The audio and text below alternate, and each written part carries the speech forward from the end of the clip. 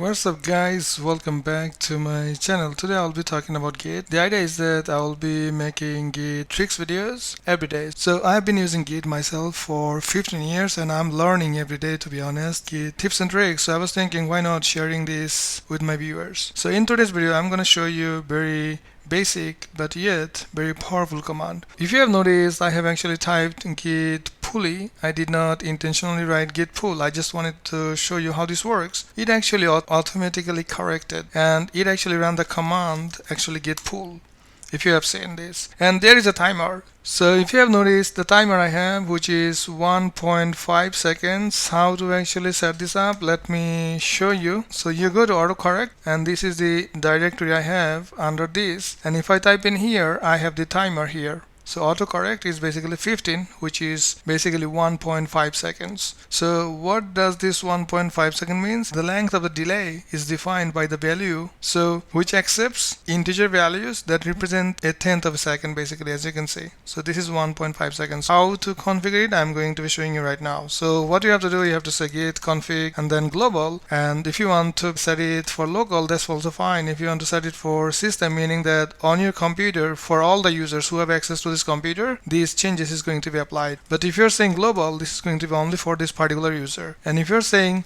local, this is going to be only applicable to this particular repository of this. You can just say help autocorrect, write this, and if you're saying 0 is going to be disabled, right? So if you're just saying a timer right here like 15, then the new timer is going to be activated. If you're saying 20, the new timer is going to be activated. If you're saying 30, it means that after 3 seconds this is going to be executed, okay, the correction. So now if I'm saying intentionally git pui, meaning that I want to actually see the git GUI, so I need to actually minimize this to bring this up. I have second monitor, so it actually went there. So now you can see this has automatically corrected.